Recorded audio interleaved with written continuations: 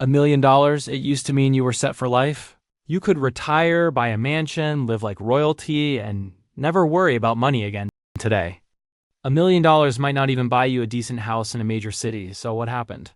How did $1 million go from generational wealth to barely enough to retire? And more importantly, what does this mean for your financial future? My name is Mike, and today we're going on a time-traveling journey to see exactly what $1 million could buy in 1960 versus what it buys today. And I'm warning you right now, this is going to make you angry, frustrated, and maybe a little hopeless about the future, but stick with me. Because understanding this is crucial to making smart financial decisions in today's economy. Let's start with the number that's going to blow your mind. $1 million in 1960, adjusted for inflation, would be worth about $102 million today. Think about that for a second. What we call a millionaire today would have been called someone with about $98,000 in 1960. Not even $100,000. The goalpost has moved so far that what used to be generational wealth is now just comfortable. But inflation numbers don't tell the whole story. Because while general inflation says prices have gone up about 10 times, the cost of the things that actually matter, housing, education, healthcare, have gone up way more than that. Let me show you exactly what I mean in 1960. The median home price in America was $11,900. With your $1 million, you could buy 84 houses. 84. You could own an entire neighborhood, you could be a real estate mogul. You could house 3 generations of your family and still have properties left over. Today, the median home price is around $420,000. With your $1 million, you can buy 24 houses. Not even 3 houses, 2.5. Let's make this even more specific in 1960. You could buy a nice 4-bedroom house in a good neighborhood in Los Angeles for $25,000. Today, that same house, if you could even find one, would cost you over $2 million. Your $1 million wouldn't even cover half of it in 1960. Your $1 million could buy you 40 nice houses in LA. Today, it can't even buy you one. But it gets worse. Let's talk about education. In 1960, a year of tuition at Harvard cost about $1,520. Your $1 million could pay for 658 years of Harvard tuition. You could send your entire extended family to Harvard for 4 years each and still have money left over. Today, a year at Harvard costs about $57,000. Your $1 million can now pay for 175 years of tuition. You can barely send your 2 kids through 4 years each, state schools. Even worse ratio, in 1960, a year at a public university cost about $200. Today, it's around $10,000 for in-state tuition. That's a 50x increase while general inflation only went up 10x.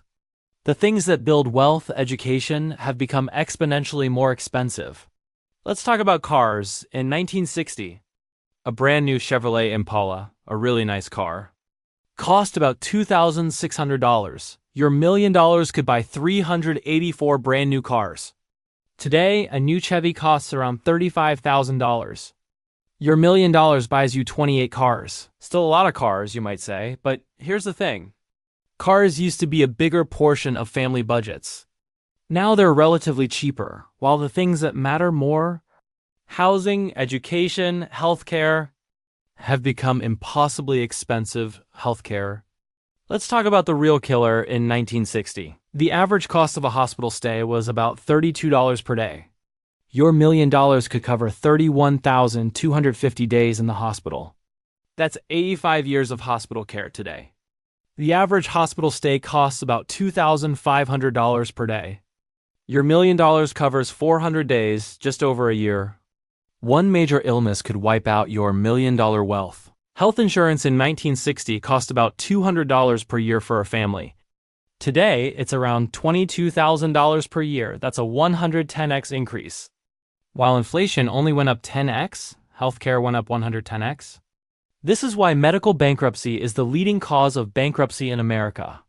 Our grandparents couldn't even imagine such a thing. Let's talk about what $1 million meant for retirement. In 1960, if you had $1 million at age 65, you could safely withdraw $40,000 per year. That was an enormous amount of money. The median household income was only $5,600.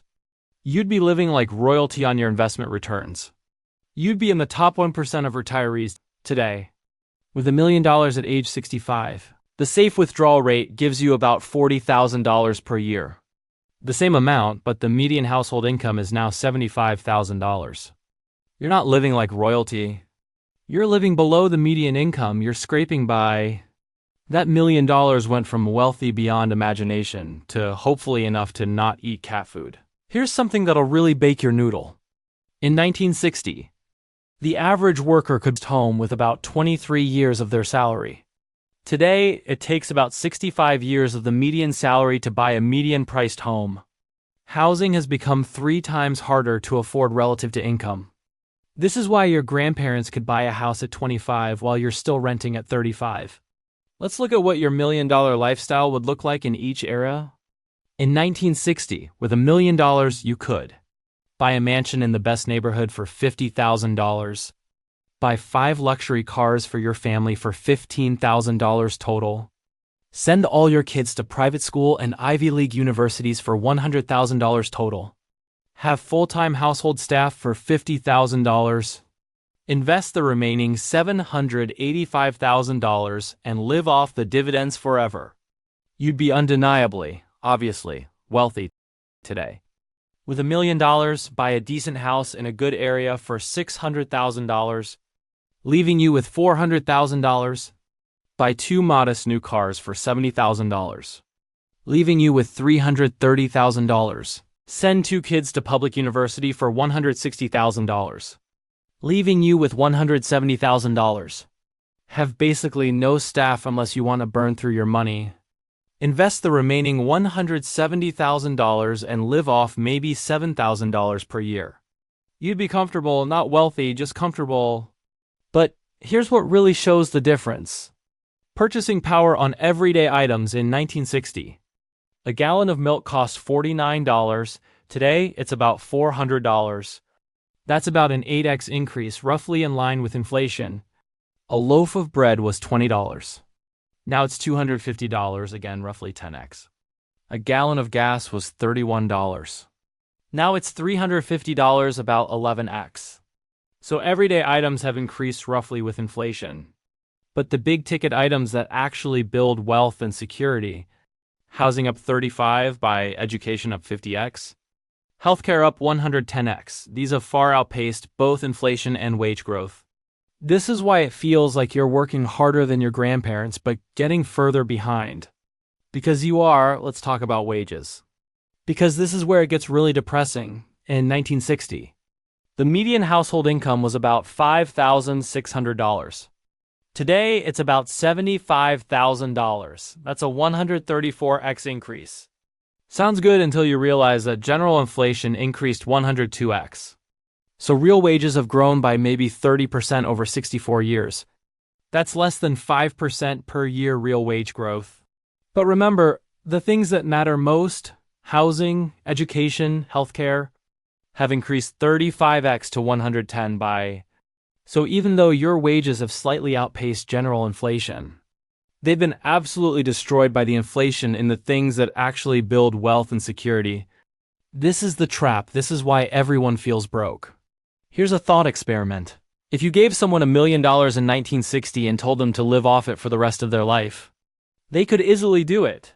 They could live luxuriously, travel the world, support a large family, and still pass wealth to their children. If you gave someone $1 million today and told them the same thing, they'd need to be extremely careful, budget strictly, live modestly, and hope they don't have any major medical emergencies. $1 million went from set for life to better be careful. Let's look at what it would take to have the same purchasing power today as $1 million had in 1960. For housing, you'd need about $35 million to buy the equivalent number of homes. For education, you'd need about $5 million to send the same number of people to college. For healthcare, you need about $11 million to cover the same amount of medical care. For true equivalent purchasing power across all categories, you'd probably need about $15 million today to live the lifestyle that $1 million provided in 1960. So when we talk about millionaires today, We're not talking about the same thing our grandparents meant.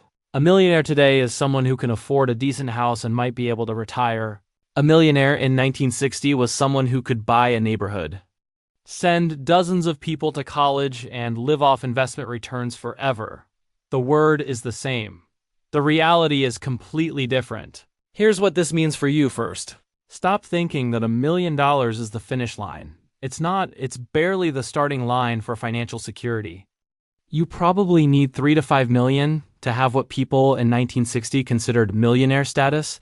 If you want to retire comfortably, you're looking at needing 2 to 3 million minimum, depending on where you live and your lifestyle. Second, understand that you're playing a rigged game. Your grandparents could buy a house with a few years of savings. You might need a decade or more. They could send their kids to college with a summer job. You need to take out loans that'll take decades to repay. They could retire on a pension and Social Security. You'll need to save and invest aggressively for decades. The game has changed, and pretending it hasn't will destroy your financial future. Third, you need to invest. This isn't optional anymore. In 1960, you could save your way to wealth, put money in the bank, earn decent interest, buy some bonds, and you'd be fine today. If you're not invested in assets that appreciate, stocks, real estate, businesses, you're falling behind. Cash in the bank is guaranteed to lose purchasing power. You have to take risk to maintain wealth, let alone build it. Fourth, geographic arbitrage is more important than ever. In 1960, housing was affordable almost everywhere in America. Today, where you live determines your entire financial trajectory.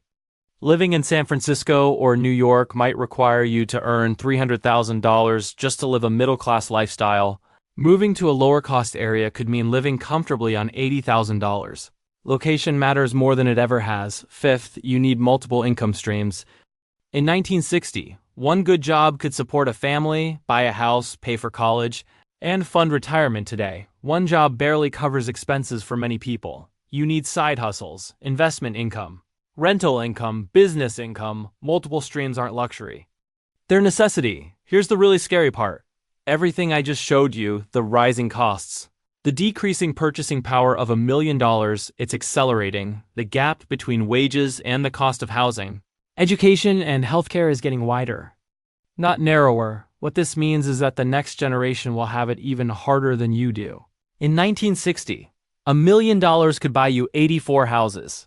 Today, it buys 24 houses. By 2040, at current trends, $1 million might only buy 8 houses. Less than one house, $1 million won't even buy a single medium-priced home. Think about that. The goalpost isn't just moving, it's accelerating away from us. So what's the solution? Honestly, there's no easy answer on a personal level. You need to earn more, save more, invest smarter, and be more strategic than previous generations. You need to understand that the old rules don't apply. Working hard and saving money isn't enough anymore. You need to be financially sophisticated in ways your grandparents never had to be. On a societal level, we need to address why housing, education, and healthcare costs have so dramatically outpaced both inflation and wage growth. We need policy changes. We need to build more housing, reform education costs, and fix our healthcare system. But those are long-term fixes that may or may not happen. For you right now, the takeaway is this. Adjust your expectations, understand the real cost of financial security in today's world. Plan accordingly. $1 million isn't what it used to be. Not even close. If you want the life that a millionaire had in 1960, you need to be thinking about building 5, 10, 15 million in today's dollars. And start now, because every year you wait, the goalpost moves further away every year. Housing gets more expensive relative to wages. Education costs increase faster than inflation. Healthcare becomes more unaffordable. The window for building wealth is narrowing. Time is not on your side, asterisk. This isn't meant to be depressing, although I know it is. It's meant to be a wake-up call. Your grandparents' path to wealth doesn't work anymore. Following their advice will leave you broke. You need to understand the game has changed and adapt accordingly. So, stop thinking $1 million makes you rich. It makes you comfortable at best. Stop thinking you can save your way to wealth. You need to invest. Stop thinking one income stream is enough. You need multiple sources. Stop thinking the old rules apply. They don't. The game has changed. Change with it, or get left behind. What $1 million buys today versus 1960 isn't just a history lesson. It's a roadmap showing exactly how much harder your journey is than previous generations, but understanding the problem is the first step to solving it. Now you know what you're up against, now you can plan accordingly your move.